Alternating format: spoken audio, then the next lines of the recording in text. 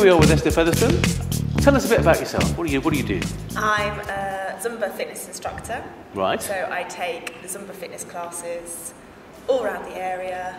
Here in the King Edward Hall is where my first class took place in August 2010. Wow, so that's 20 months ago? Yeah. And how's it going?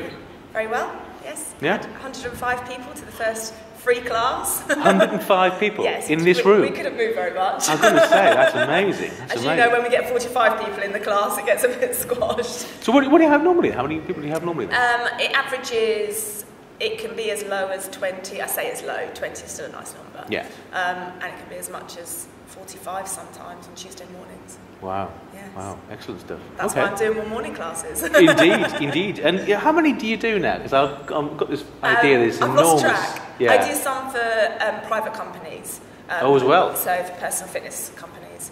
So you're not at all fit then? I'm not what? You're not very fit then? No.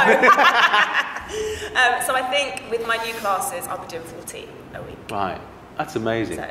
That really is absolutely amazing. I know you said before off camera that obviously this is not a problem for you. So tell us what's your background? What my background is I'm a dancer. Right. So I went to drama school from the age of 17.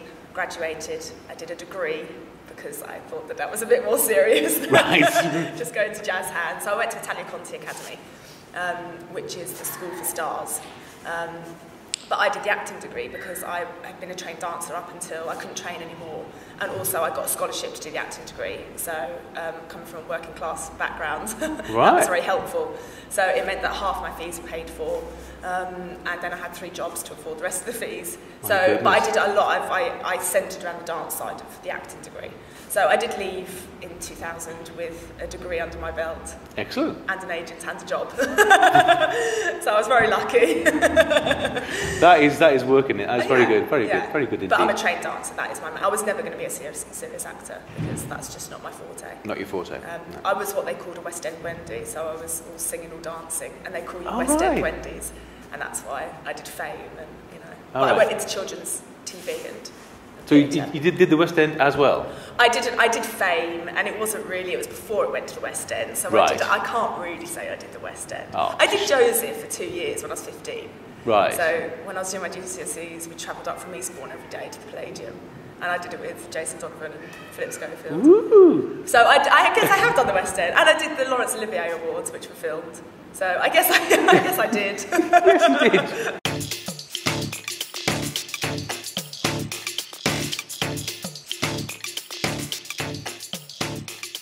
So you mentioned you went to children's television as well. Yes. So what was all that about? I did a programme called the Tweenies, which is based around a playgroup around 4 characters called Bella, Jake, Milo and Fizz.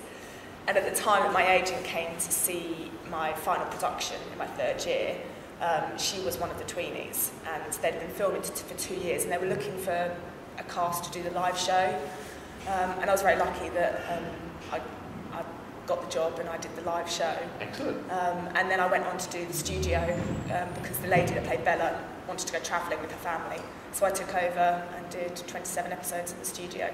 Fine. With a very heavy costume, I gather? Yes, my whole costume, feet, boots, battery pack, head weighed approximately 1.5 stone. Blimey. So, Blimey. and the heads were worth about £270,000 each. And I had 2 heads. Right. And we probably in total was probably about 14 different heads. It was made by Jim Henson, who made Muppets. Muppets, yes. Yeah. Oh, fantastic. So yeah, it was all along the same servos. They're all handmade because we could smile.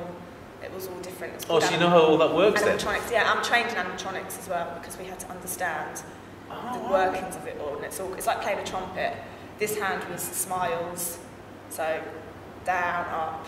This hand was the eyes blinking, looking, and all that. I always thought that was a remote person doing it for you. You've got to do it yourself. I suppose it makes it easier. Well, we did it. So the voices, when I was in the studio, Emma, the voice of Bella, would do my animatronics. And then when we got to the live show, there was 2 of everybody. And we had these huge plasma screens backstage watching. They could hear us. If we had a problem, we could talk to them. And they were animatronic. Amazing.